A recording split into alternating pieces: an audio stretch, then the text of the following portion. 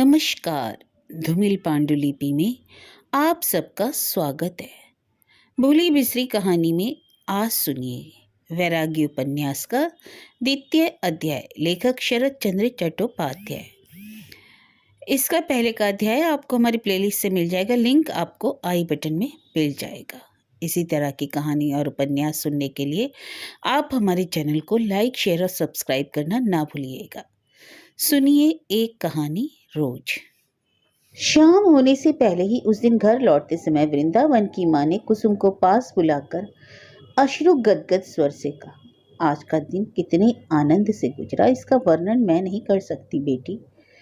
तुम सदा सुखी रहो। यह कहकर अपने आंचल से सोने का एक जोड़ी कड़ा निकालकर अपने हाथ से उसने कुसुम के हाथों में पहना दिया। वृंदावन की माँ को यह मालूम हो गया था कि आज का सारा आयोजन छिपे तौर पर वृंदावन द्वारा दी गई सहायता से ही हुआ है और खासकर इसी वजह से उसका हृदय आशा और आनंद से परिपूर्ण हो गया था। गले में आंचल डालकर कुसुम ने उन्हें प्रणाम किया और पदधूलि माथे पर लगाकर चुपचाप खड़ी हो गई। सास बहू में इस बारे में और कुछ बातचीत नहीं हुई। गाड़ी पर बैठकर उन्होंने बहू से कहा, बेटी कुंजना तो दिन भर दिखलाई नहीं दिया, पता नहीं पागल दिन भर कहाँ गायब रहा, एक बार उसे तो मेरे पास भेज देना। कुसुम ने सिर हिलाकर कहा, अच्छा। वृंदावन के पिता ने गौरांग महाप्रभु की एक मूर्ति की स्थापना अपने घर में की थी। उसी कमरे में बैठकर वृंदावन की माँ रोज ही बड़ी रात तक पूजा किया करती थी। आज भी कर रही थी। गोद में सिर रखकर नाती सो गया था। जिस जगह पर ये लोग बैठे थे वहां चिराग की छाया पड़ रही थी, इसलिए वृंदावन जब उस कमरे में आए तो इन लोगों को देख ना सके।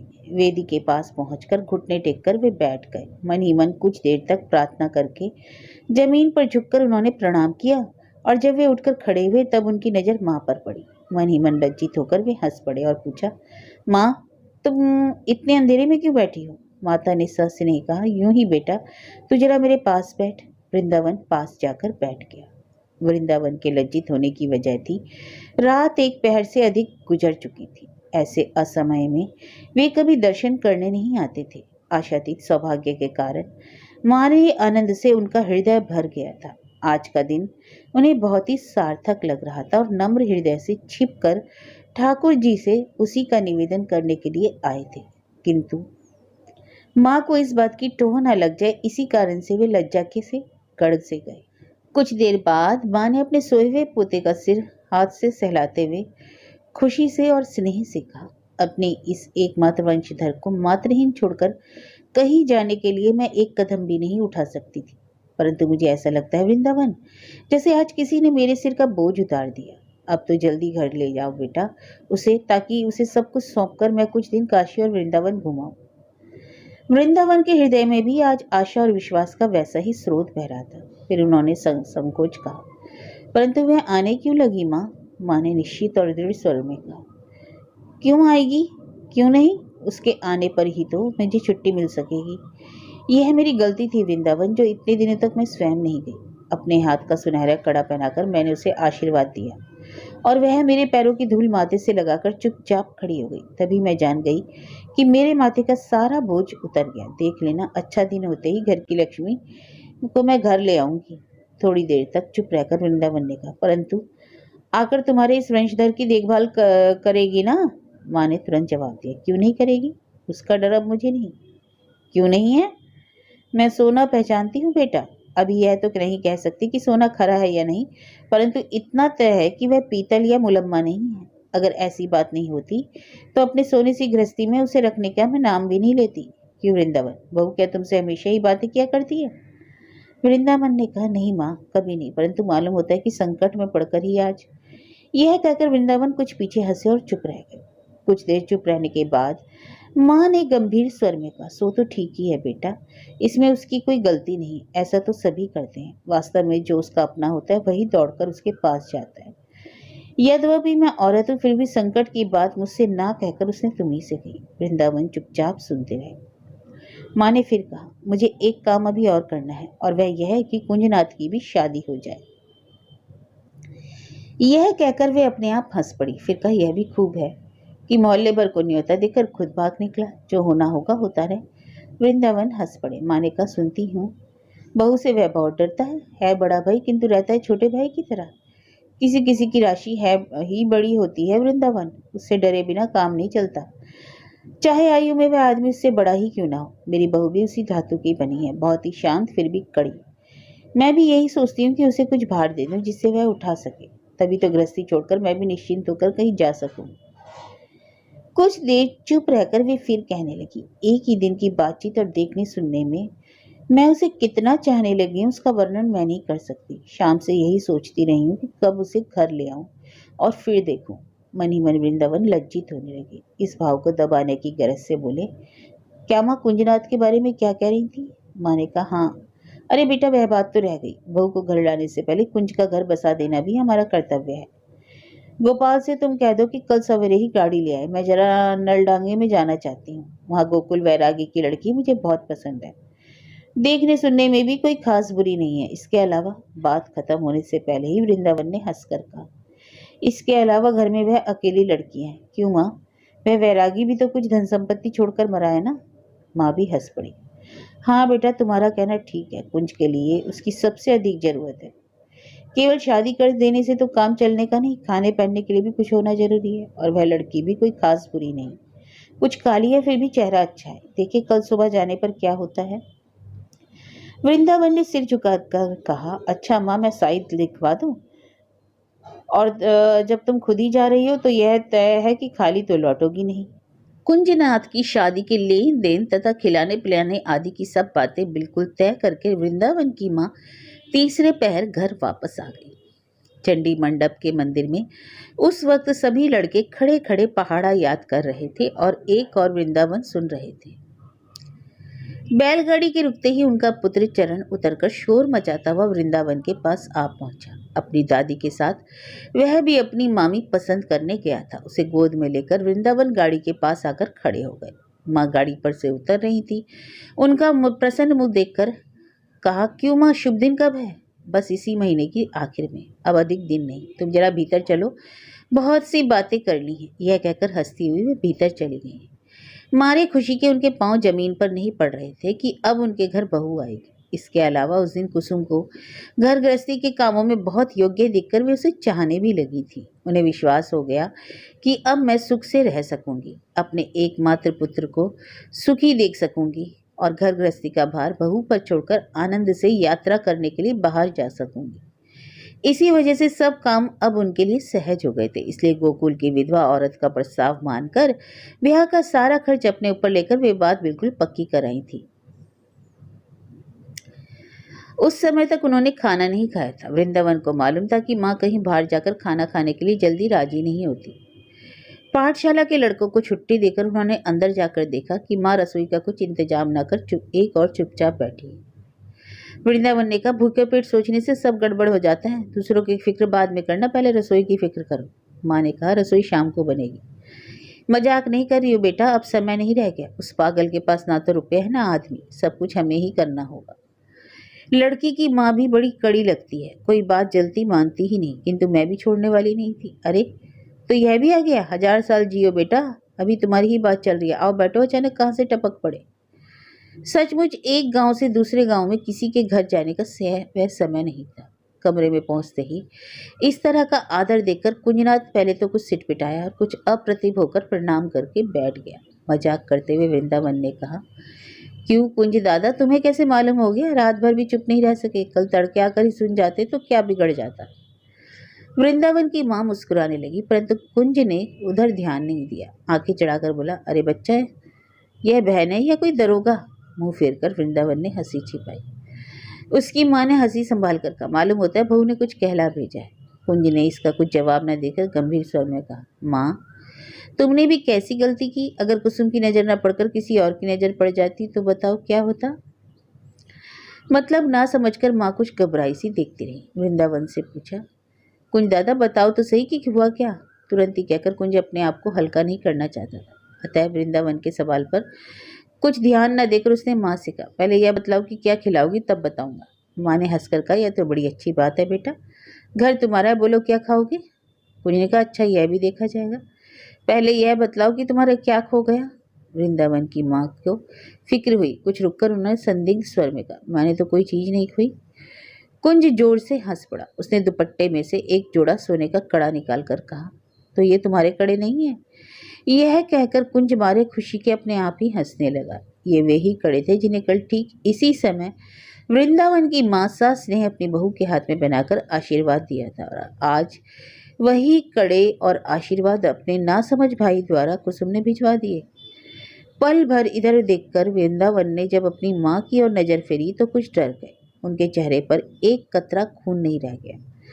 तीसरे पहर के धुमिल प्रकाश में वह किसी मुर्दे के चेहरे जैसा पीला नजर आता था।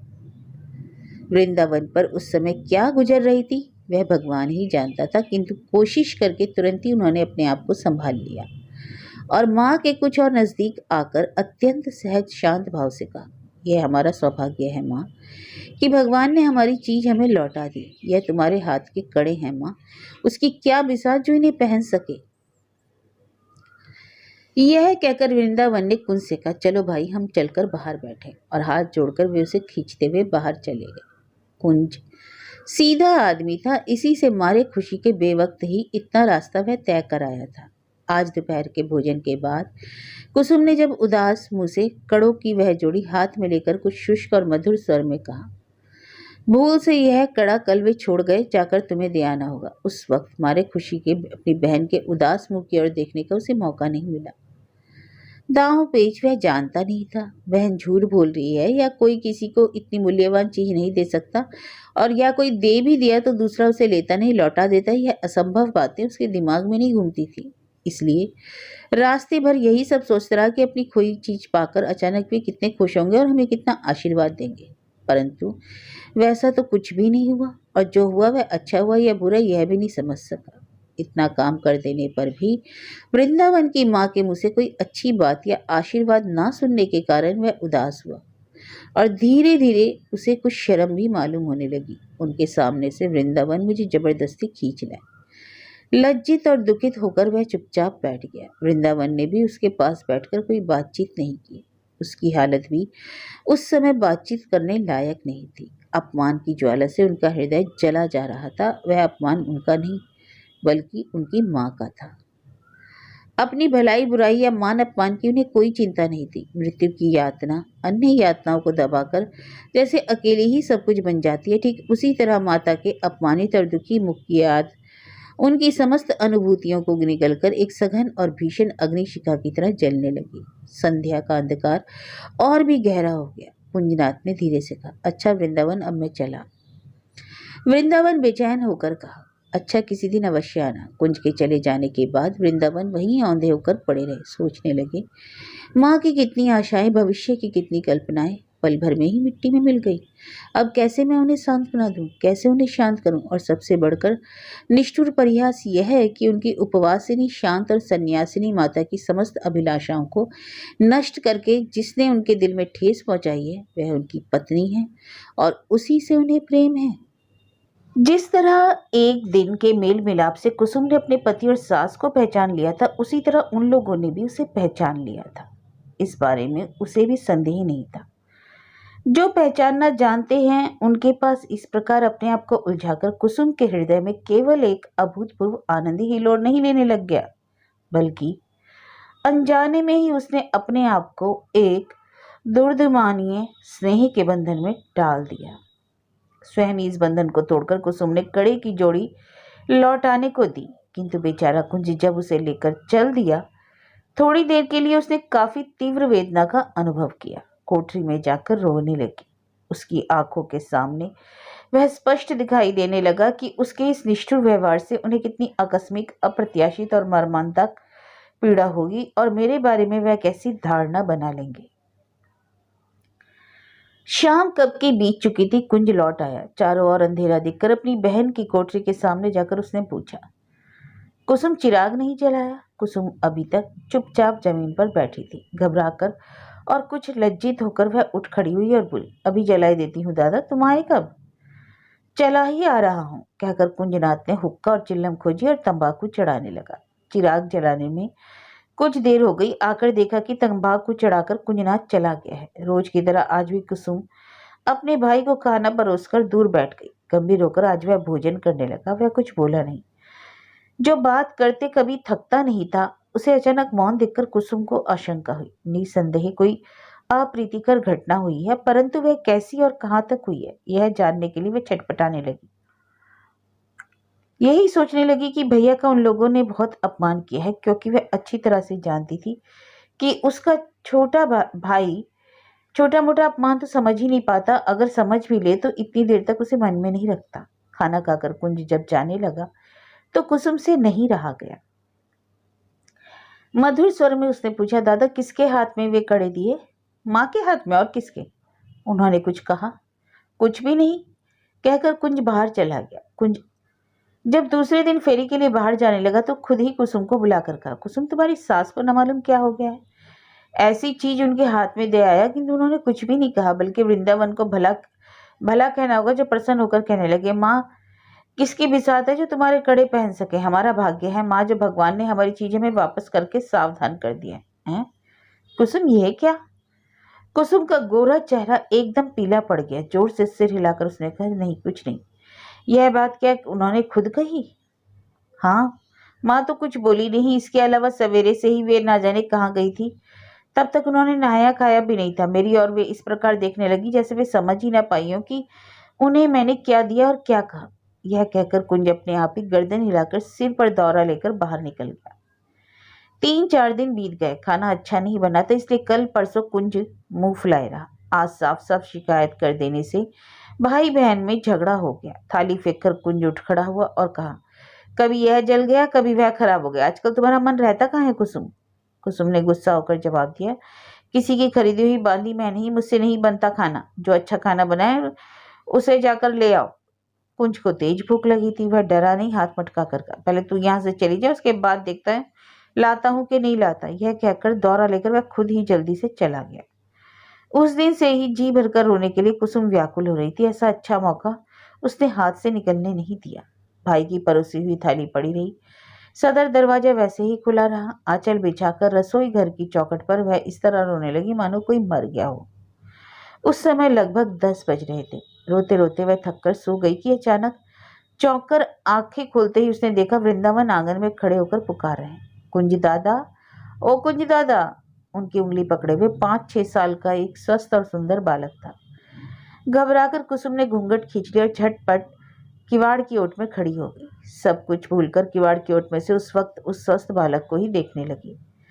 देखते ही पहचान लिया कि वह मेरे पति की ही एकमात्र संतान है।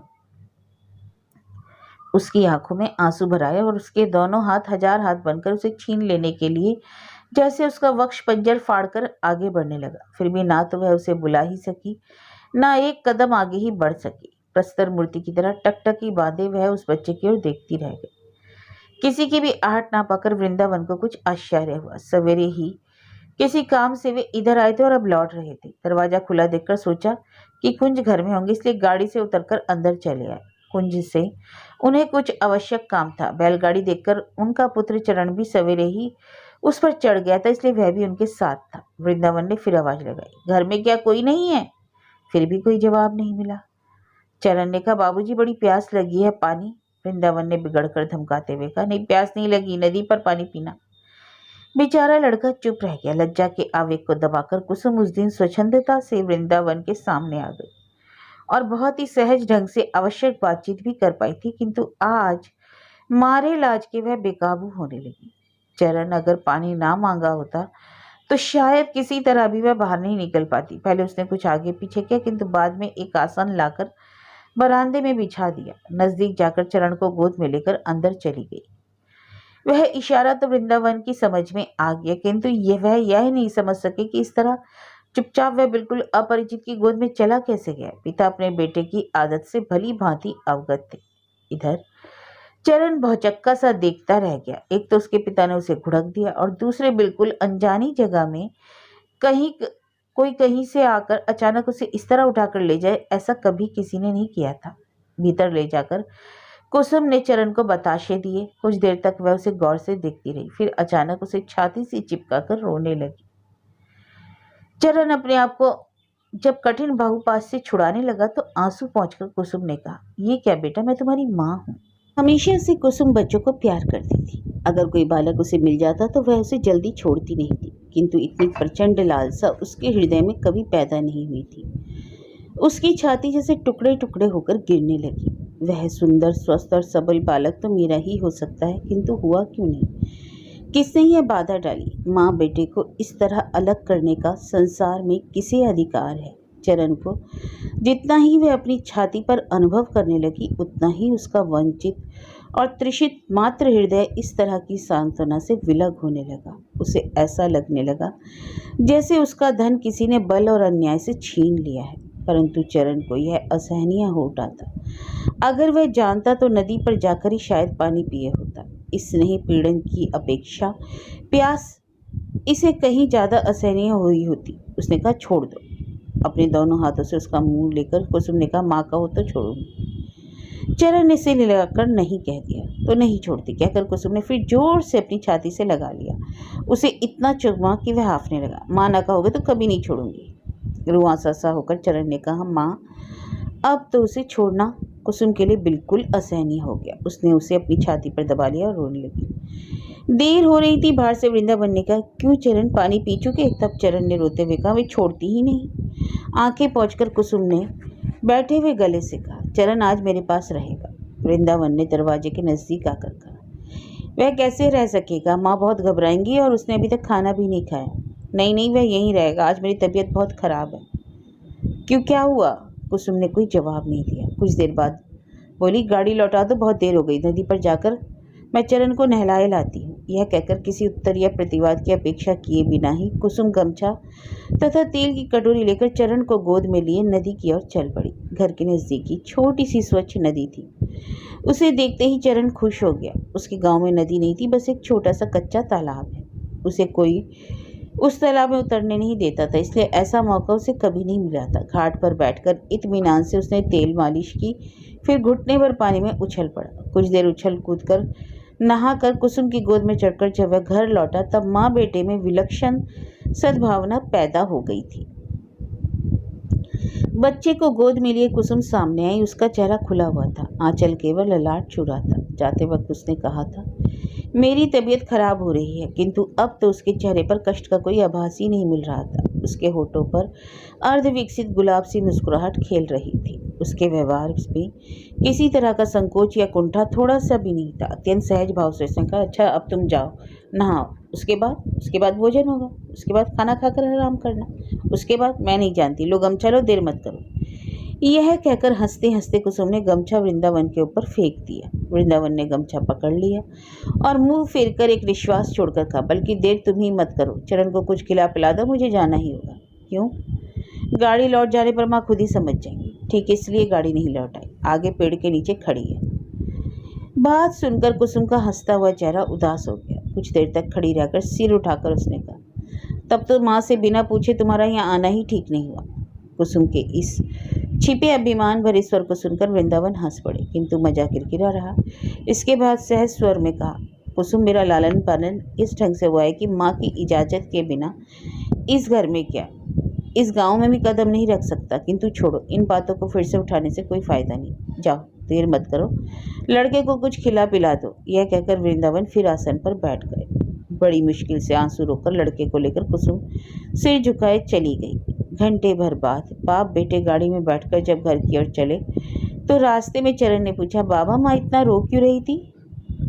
विस्मित होकर वृंदावन ने पूछा, क्यों रे, तुमसे यह किसने कह दिया कि वह तुम्हारी माँ है? चरण ने जोर देते हुए कहा, वह मेरी माँ तो है, क्या वह मेरी माँ नहीं है?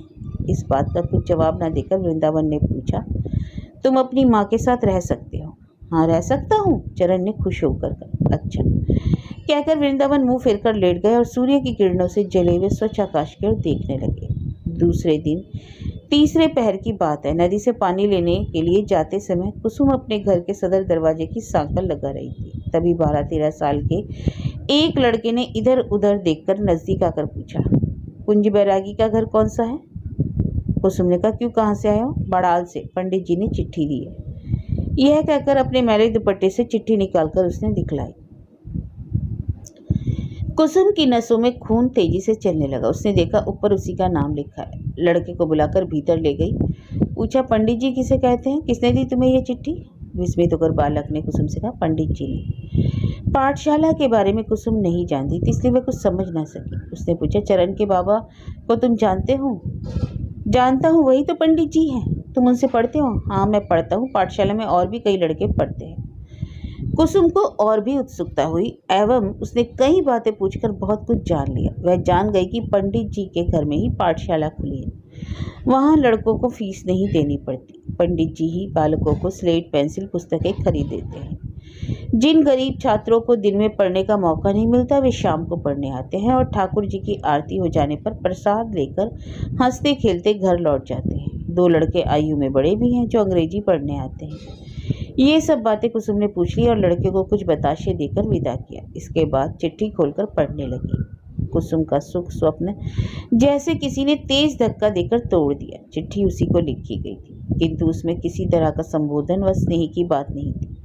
यहाँ तक कि आशीर्वाद भी नहीं था, और उस पर भी यह पहली चिट्ठी थी। शायद इसके पहले कभी किसी ने उसे कोई चिट्ठी लिखी नहीं थी, किंतु अपनी सखी सहेलियों की अनेक चिट्ठियां वह देख चुकी थी। उन चिट्ठियों में और इसमें कितना अंतर है। इसमें शुरू से आखिर तक काम की ही बातें। खास बात है कुंजनाथ की शादी की। यही कहने वे कल आए थे। उन्होंने लिखा है कि माँ ने कुंजनाथ की शादी तय कर ली है और सारा खर्च भी वे अपने पास से ही दे देंगे। हर दृष्टिकोण से यह शादी हो जानी चाहिए, क्योंकि इससे कुंजनाथ के साथ साथ खुद कुसुम को भी सांसारिक दुख दूर हो जाएंगे। यह संकेत प्राय स्पष्ट रूप से उसमें किया गया। एक बार पढ़ चुकने पर उसने उसे दोबारा पढ़ने की कोशिश की, किंतु इस बार सब अक्षर जैसे उसकी आंखों के सामने नाचने लगे। चिट्ठी बंद कर किसी तरह वह कोठरी में जाकर पड़ी रही। अपने इतने बड़े सौभाग्य की संभावना से उसे तनिक भी प्रसन्नता नहीं हो सकी।